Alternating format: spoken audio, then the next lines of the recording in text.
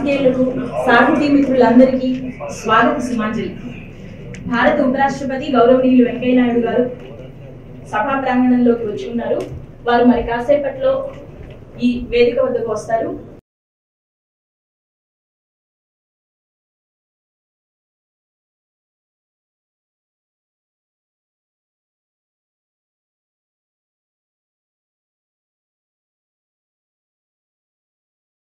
గౌరవనీయులు భారత ఉపరాష్ట్రపతి గారు శ్రీ ఎం వెంకయ్య నాయుడు గారు సభలోకి విచ్చేస్తూ ఉన్నారు.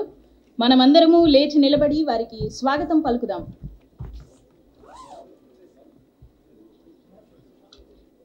వయోధిక పాత్రికేయ సంఘం సభ్యులను వెంకయ్య నాయుడు గారు పలకరిస్తూ వారు వేదికపైకి విచ్చేస్తూ ఉన్నారు.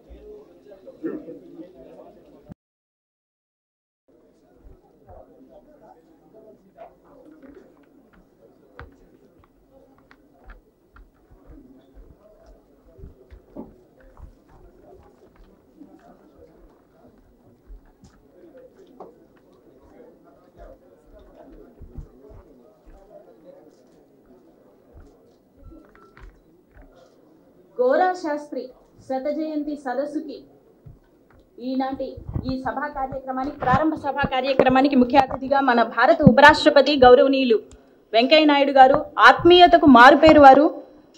అటువంటి ఒక మహామనిషి ఈరోజు మనకి ఈ సభా వేదికపై ఉన్నారు. ఇప్పుడు గోరా శాస్త్రి గారి చిత్రపటానికి పూలమాల వేయవలసిందిగా, అనంతరం జ్యోతి ప్రకాశనం చేయవలసిందిగా గౌరవనీయులు భారత ఉపరాష్ట్రపతి శ్రీ ఎం వెంకయ్య నాయుడు గారికి విజ్ఞప్తి చేస్తున్నాం.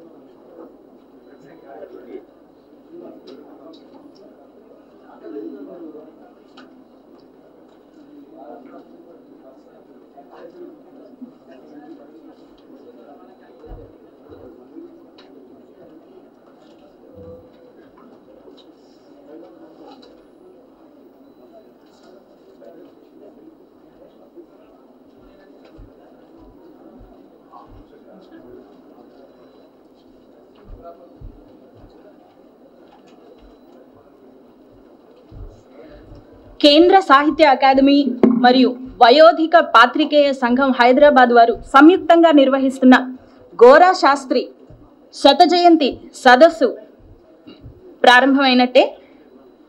జ్యోతి ప్రకాశనం కూడా పూర్తయింది. ఇప్పుడు కేంద్ర సాహిత్య అకాడమీ కార్యదర్శి డాక్టర్ కె శ్రీనివాసరావు గారు స్వాగతోపన్యాసం చేస్తారు. సభకు నమస్కారం. సాహిత్య అకాడమీ మరియు వయోధిక పాత్రికేయ సంఘం సంయుక్తంగా నిర్వహిస్తున్న గోరా శాస్త్రి శత జయంతి సదస్సుకు విచ్చేసిన పెద్దలందరికీ, సాహితీ మిత్రులకు, పాత్రికేయులకు స్వాగతం పలుకుతున్నాను. గౌరవనీయులు భారత ఉపరాష్ట్రపతి శ్రీ ముప్పవరపు వెంకయ్య నాయుడు గారు ఈనాటి కార్యక్రమానికి ముఖ్య అతిథిగా విచ్చేయడం మన అదృష్టంగా భావిస్తున్నాను. తెలుగు ప్రజలు అన్ని రంగాల్లో అభివృద్ధి చెందాలని, ముఖ్యంగా భాషా సాహిత్య రంగాల్లో మరింత పురోగమించాలని నిరంతరం ప్రోత్సహించే మహామనిషి మన తెలుగు వారందరికీ ఎంతో గర్వకారణమైన నాయకులు శ్రీ వెంకయ్య నాయుడు గారికి నమస్కరిస్తూ, దయతో వారు ఈ సదస్సుకు ముఖ్య అతిథిగా విచ్చేసినందుకు వారికి ప్రత్యేకంగా ధన్యవాదాలు తెలియజేస్తున్నాను. అదేవిధంగా ఈనాటి సదస్సులో పాల్గొంటున్న ప్రముఖులు జిఎస్ వరదాచారి గారు, కె శివారెడ్డి గారు, ఒడేవర్లు గారు, లక్ష్మణరావు గారు, బండారు శ్రీనివాసరావు గారు, దాసు కేశవరావు గారు, కల్లూరు భాస్కరం గారు, కేబి లక్ష్మి గారు, నాగసూరి వేణుగోపాల్ గారు, నందిరాజు రాధాకృష్ణ గారు, గోపాలకృష్ణ గారు, చక్రధర్ గారు, శ్రీనివాస్ వాసుదేవ్ గారు, సునంద గారు, ఇతర ప్రముఖులందరికీ ప్రత్యేక ధన్యవాదాలు తెలియజేస్తున్నాను. భారతీయ సాహిత్యాన్ని నిరంతరం ప్రోత్సహిస్తూ ప్రపంచవ్యాప్తంగా ఆ సాహిత్యానికి గుర్తింపు తీసుకురావడానికి పాటుపడుతూ నిత్యం వందలాది కార్యక్రమాలు నిర్వహిస్తూ అనేక పుస్తకాలు ప్రచురిస్తూ నిరంతరం సాహిత్య సేవలో నిమగ్నమైన జాతీయ సంస్థ సాహిత్య అకాడమీ. ఆ సంస్థ తరపున ఈ సదస్సు నిర్వహణలో భాగస్వాములు అయినందుకు ఎంతో సంతోషిస్తూ సాహిత్య సేవకు అకాడమీ ఎప్పుడూ ముందే ఉంటుందని మనవి చేస్తున్నాను. భాషా సాహిత్య రంగాల్లోనూ, పత్రికా రచనలోనూ, ఇతర ప్రక్రియల్లోనూ విశేషంగా పాటుపడిన ప్రముఖ వ్యక్తులను గౌరవించుకోవడంలో, సన్మానించుకోవడంలో సాహిత్య అకాడమీ తన వంతు పాత్ర పోషిస్తూనే ఉంది. ఆ కార్యక్రమంలోనే సుప్రసిద్ధ పత్రికా సంపాదకులు, ప్రముఖ సాహితీవేత్త శ్రీ గోరా శాస్త్రి గారి జీవిత సాహిత్య కృషిని విశ్లేషిస్తూ సాహిత్య అకాడమీ భారతీయ సాహిత్య నిర్మాతలు సిరీస్లో భాగంగా గోరా శాస్త్రి గారి పైన మోనోగ్రాఫ్ను చాలా కాలం ముందే ప్రచురించడం జరిగింది. వారి శత జయంతి సందర్భంగా హైదరాబాద్లో ఈ సదస్సును నిర్వహించుకుంటున్న ఈ సందర్భంలో గోరా శాస్త్రి గారి పైన మోనోగ్రాఫ్ను సాహిత్య అకాడమీ మరోసారి తాజాగా ముద్రించడం జరిగింది. ఈ పునర్ముద్రణ ప్రతిని పెద్దల సమక్షంలో, ముఖ్యంగా గౌరవనీయులు భారత ఉపరాష్ట్రపతి శ్రీ ముప్పవరపు వెంకయ్య నాయుడు గారి చేతుల మీదుగా ఆవిష్కరించాలని కోరుకుంటోంది సాహిత్య అకాడమీ. గతంలో కూడా సాహిత్య అకాడమీ వయోధిక పాత్రికేయుల సంఘంతో కలిసి ఇదే హైదరాబాద్లో తిరుమల రామచంద్ర గారి శత జయంతి కార్యక్రమాన్ని నిర్వహించడం జరిగింది. ఆనాటి సదస్సులో సమర్పించిన వ్యాసాలను అకాడమీ గ్రంథ రూపంలో ప్రచురించింది. ఇదే విధంగా పలువురు సాహితీవేత్తల శత జయంతి సందర్భంగా అకాడమీ అనేక కార్యక్రమాలు నిర్వహించింది.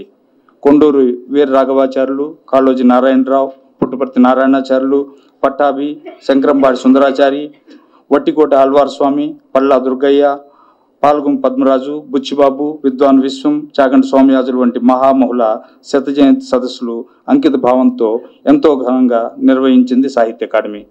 శ్రీ రామానుజాచార్యుల వారి సహస్రాబ్ది సందర్భంగా అకాడమీ ఒక జాతీయ సదస్సును కూడా నిర్వహించింది. ఈ సందర్భంగా సాహిత్య అకాడమీ సాధించిన విజయాలను పెద్దల ముందు నివేదించాలని ఉత్సాహపడుతున్నాను.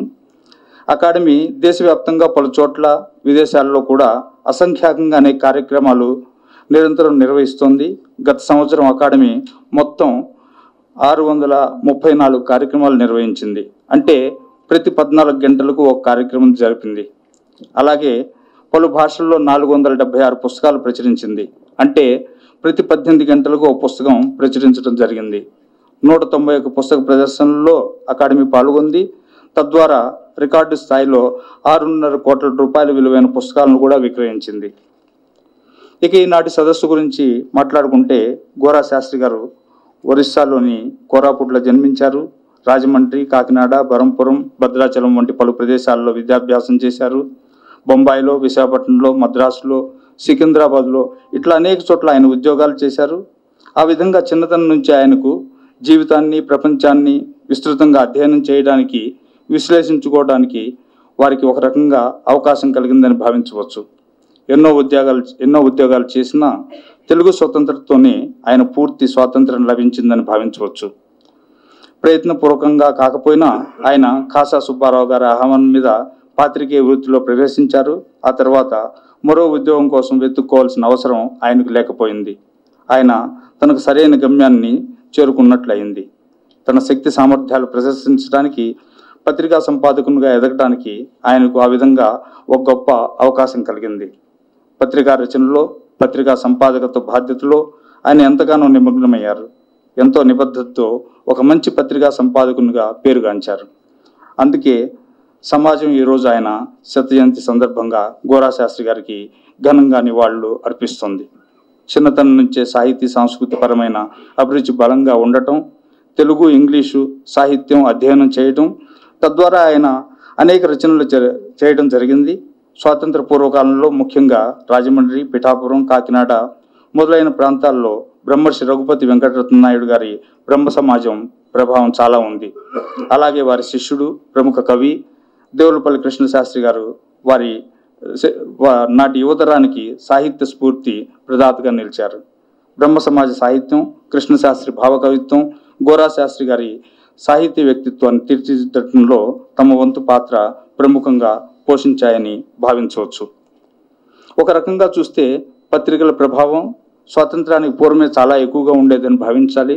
బ్రిటిష్ ఇండియాలో దేశ స్వాతంత్ర కాంక్ష ప్రజలందరినీ ఏకోన్ముఖంగా ముందుకు నడిపిన కాలంలో సామాజిక, రాజకీయ రంగాలకు నేతృత్వం వహించిన పెద్దలు పత్రికలను ఒక నిర్దిష్ట లక్ష్యంతో తమ ఆశయ సాధన కోసం ఎంతో ప్రయోజనకరంగా నడిపారు.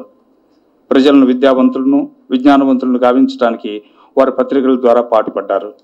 ఈ సందర్భంగా జాతిపిత మహాత్మా గాంధీకి వారి 150వ జయంతి సందర్భంగా ఒకసారి స్మరించుకోవటం సముచితంగా ఉంటుంది. గాంధీజీ వేల పేజీల రచనలు చేశారు. వాటిలో చాలా వరకు మొదట ఆయన తన పత్రికల కోసమే రాశారు. యంగ్ ఇండియా, నవజీవన్, హరిజన్ వంటి పత్రికల్లో గాంధీజీ లెక్కకు మిక్కిలిగా రచనలు చేశారు. అదేవిధంగా తెలుగు సమాజంలో నవయుగ వైతాళికుడు కందుకూరి వీరేశలింగం పంతులు గారు కూడా సమాజ సంస్కరణ కోసం పత్రికలు నడిపారు. ఆ తర్వాత కాశీనాథన్ నాగేశ్వరరావు గారు, తాపీ ధర్మారావు గారు, నార్ల వెంకటేశ్వరరావు గారు మొదలైన ఎందరో ప్రముఖులు పత్రికలను సమాజ ప్రయోజనం కోసం సమర్థంగా నిర్వహించారు. తెలుగు స్వతంత్ర పత్రికను ఎంతో సమర్థవంతంగా నిర్వహించడమే కాక ఆనాటి ప్రతిభావంతులైన రచయితలకు ఒక వేదికగా ఆ పత్రికను తీర్చిదిద్దటంలో గోరా శాస్త్రి గారు పోషించిన పాత్ర ఎంతో గొప్పదని చెప్పాలి. శ్రీశ్రీ రాసిన ఓ మహాత్మా, ఓ మహర్షి, ఆరుద్ర గారి తొమేవహం, బైరాగి నూతిలో గొంతుకులు, అలాగే డాక్టర్ నారాయణ రెడ్డి గారి అనేక కవితలు గోరా శాస్త్రి గారి పత్రికలోనే ప్రచురించబడి ఎంతో ప్రాచుర్యం పొందాయి. గోరా శాస్త్రి గారు పత్రికా సంపాదకులుగా ఎంతో గొప్పగా సాహిత్య సేవ చేశారు. చలం చేత మ్యూజియంస్ రాయించారు. కుటుంబరావు గారి చేత ఒక సాధికారికమైన రీతిలో రివ్యూలు రాయించారు. సినిమాల రివ్యూలు రాయించడమే కాక వారి చేత వ్యంగ్య కథలు కూడా అనేకం రాయించారు. డాక్టర్ శ్రీదేవి గారి సుప్రసిద్ధ నవల కాలాతీత వ్యక్తులు తెలుగు స్వతంత్రంలోనే వచ్చింది. ఆ విధంగా గోరా శాస్త్రి గారు తెలుగు సాహిత్యానికి ఎంతో సేవ చేశారు. ఇంకా గోరా శాస్త్రి గారి స్వతంత్ర రచనలు అనేకం ఉన్నాయి. ఈ సదస్సు సందర్భంగా వారి రచన వినాయకుడు వీణ పుస్తకాన్ని ఆవిష్కరించుకోవడం జరుగుతుంది. వారు నిరంతరం పత్రికా రచనలో భాగంగా రాసిన సంపాదకీయాలు, కాలం రచనలే కాకుండా గోరా శాస్త్రి గారు ఎన్నో హాస్య నాటికలు రాశారు. మరీ ముఖ్యంగా రేడియో కోసం ప్రత్యేకంగా శ్రవ్య నాటికలు రచించారు. తెలుగులోను, ఇంగ్లీష్లోనూ కూడా ఆయన కథా రచన చేసి మంచి పేరు తెచ్చుకున్నారు. అంతేకాక పలు సందర్భాల్లో ఆయన ప్రత్యేక వేషాలు రాయటంతో పాటు రేడియో ప్రసంగాలు కూడా చేశారు. గోరా శాస్త్రి గారి వ్యక్తిత్వం గురించి, వారి సాహిత్యం గురించి విశ్లేషించడానికి పత్రికా సాహిత్య రంగాలకు చెందిన ప్రముఖులు పలువురు ఈరోజు సిద్ధంగా ఉన్నారు. వారి ప్రసంగాల ద్వారా మనం ఈరోజు గోరా శాస్త్రి గారి సాహిత్య కృషిని దర్శించుకోవడానికి ఒక అవకాశం కలుగుతోంది. ఈ అవకాశం మనమంతా సద్వినియోగం చేసుకోవాలని ఆశిస్తూ నా ప్రసంగాన్ని ఇంతటితో ముగిస్తున్నాను. ధన్యవాదాలు. శ్రీనివాసరావు గారి స్వాగత వచనాలవి. ఇప్పుడు వయోధిక పాత్రికేయ సంఘ అధ్యక్షులు డాక్టర్ జిఎస్ వరదాచారి గారు సభను ఉద్దేశించి ప్రసంగిస్తారు.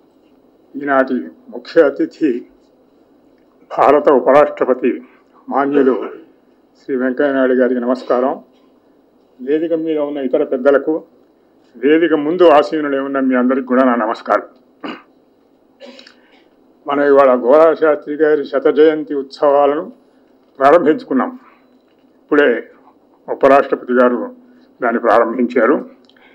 ఆయన 1919లో అక్టోబర్ 3వ తేదీ నాడు జన్మించారు.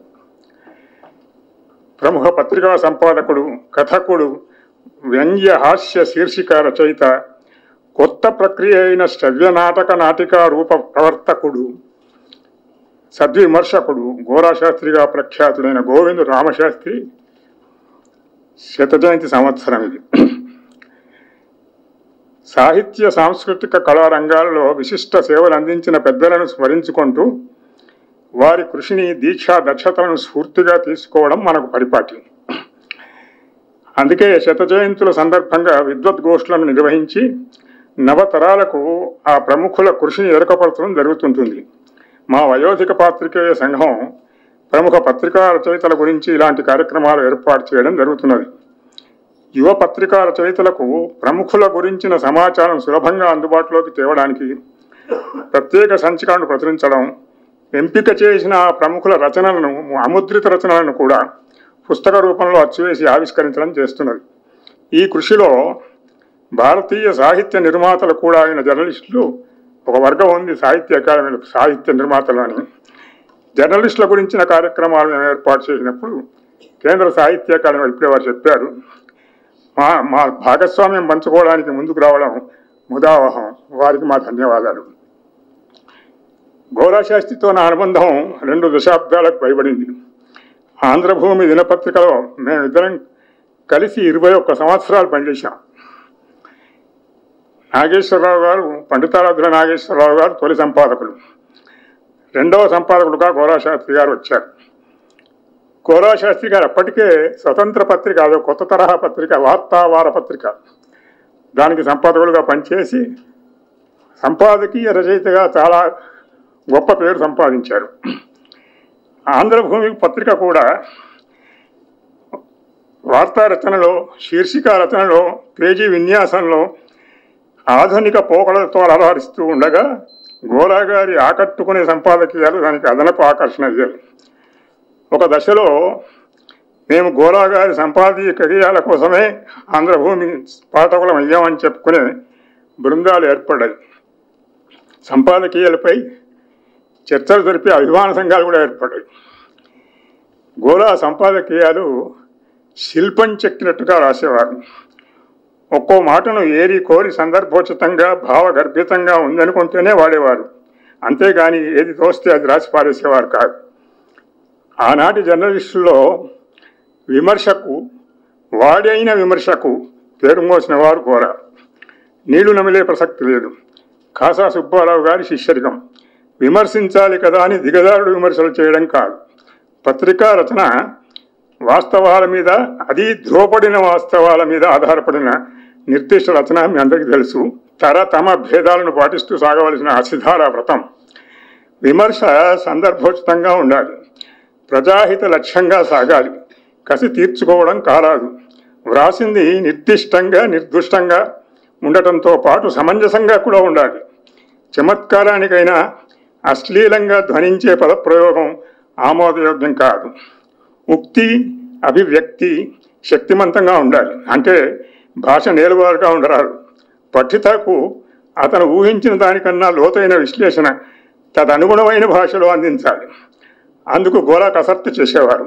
మా అందరికి కూడా నిస్సారమైన కవిత్వం రాసే బదులు మంచి వచనం రాయాలని నేర్చుకోండి అని చెప్పేసి ఆయన ఎప్పుడు చెప్తుండేవారు.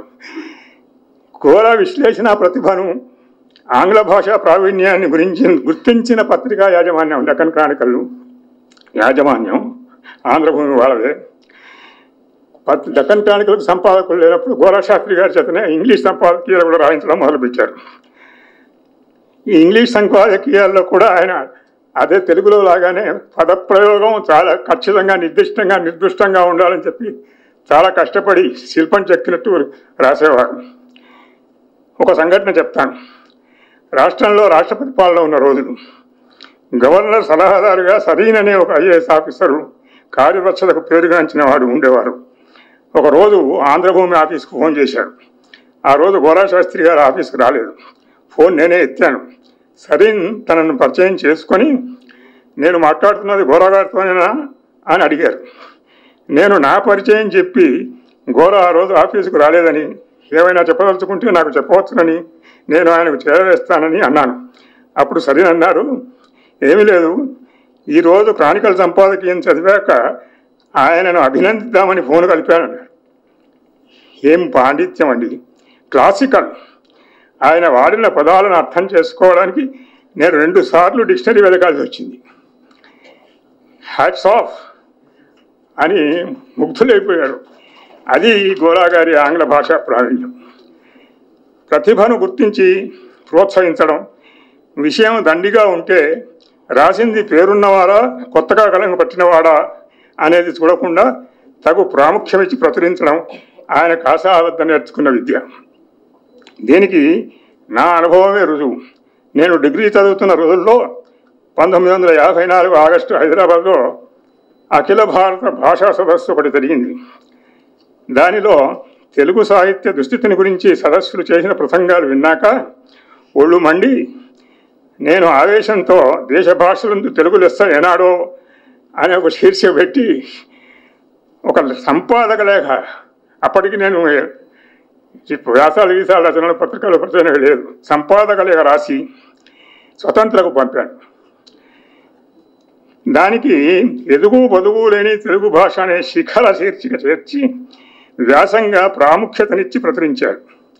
అంతేకాదు, ఆ తర్వాత ప్రతి సంవత్సరం ఉగాది సంచికలో సాహిత్య సింహావలోకనం అనే పేరిట క్రితం సంవత్సరం తెలుగులో వివిధ ప్రక్రియల్లో వచ్చిన రచనలన్నింటినీ ఎండమూరి శ్రీవాత్సవ చేత సమీక్షింపజేసే ఒక శీర్షికను ప్రారంభించారు. నా లేఖే ఆ శీర్షిక రచనకు ప్రేరణ అని గోరా స్వయంగా నాకు చెప్పారు. ఇది ఎందుకు చెప్తున్నానంటే, ఇది ప్రామాణిక పత్రికలో ప్రచురణకు నోచుకున్న నా మొదటి రచనకు దొరికిన గౌరవం. శబ్ద చమత్కృతి కానీ వైవిధ్యం కానీ లేని రచనలు గోరాకు నచ్చేవి కావు. సాహిత్యంలో స్తబ్దత గురించి తన ఆవేదనను ఆయన చమత్కారంగా ఇలా వెలిబుచ్చారు. చలనం కలుగుతున్నది, చర్చ మొదలైంది, అప్రస్తుతాంశాలతోనే అనంత యుద్ధం చేసుకుంటూ పోయినా యుద్ధం లేపిన సాహితీ ధూళి తక్కిన యోధుల ముక్కు పుటాలలో ప్రవేశించి కనీసం 2 తుమ్ములైనా తెప్పించదా అని నాబోటి ప్రేక్షకుడి ఆశ. కానీ అలా జరుగుతుందనుకోవడం అత్యాశ అన్నాడు. యువత కోసం స్వతంత్ర పత్రికలో కూడా ఒక కొత్త శీర్షిక ప్రవేశపెట్టాడు. దానిలో యువత ఎదుర్కొంటున్న సమస్యలపై నిర్మాణాత్మక చర్చ జరిపించే వారు, కొత్త ఆలోచనలను భిన్నాభిప్రాయాలను కూడా ప్రోత్సహించేవారు. చీకటిని తిట్టుకుంటూ కూర్చునే కంటే స్వతంత్రించి చిరుదీపం ఎంత చిన్నదైనా సరే వెలిగించడం అభ్యుదయకరమని బోధించారు. బహుగ్రంథ పఠనాన్ని, కుటుంబ సామాజిక జీవన సరళిని అధ్యయనం చేసే అలవాటును నేర్పే ప్రయత్నం చేశారు. ఇలాంటి పెద్దల రచనలను సరదాగా చదువుకోవాలనుకునేవాడు వారికి గోరా రచనలో ఎంతో తరగని మేత ఉంది. విజ్ఞానార్జనను, మనోవికాసాన్ని కోరుకునేవారు, జర్నలిజంలోనూ ఇతర వ్యాసంగాల్లోనూ రాణించాలనుకునేవారు వీటిని అధ్యయనాంశంగా భావించి, అందుకే పుస్తకంగా వేశాం మేము, ఊరికే చదివేసి కాకుండా అధ్యయనాంశంగా భావించి మరింత లోతుగా విశ్లేషించుకుంటూ చదివితే లక్ష్యసిద్ధి పొందుతారు. నమస్కారం. వరదాచారి గారు గోరా శాస్త్రి గారితో తమకున్న వ్యక్తిగత పరిచయాన్ని, వారి సాహితీ వ్యక్తిత్వ చిత్రణను ఎంతో ఉద్వేగంతో చేశారు. మనమంతా ఆస్వాదించాం.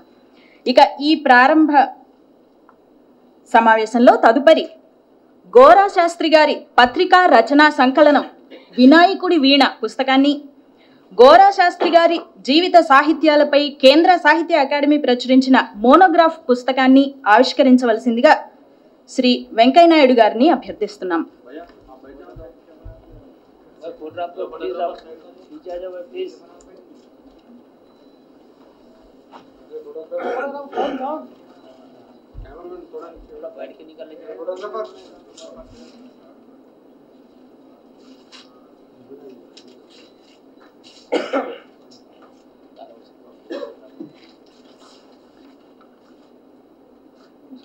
గౌరవ్ శాస్త్రి గారి మోనోగ్రాఫ్ పుస్తకావిష్కరణ.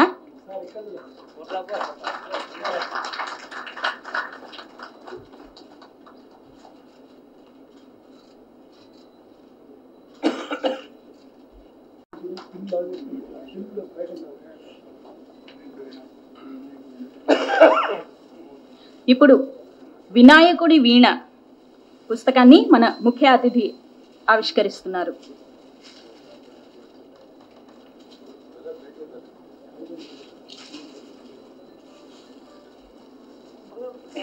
बैठो ना भाई प्लीज।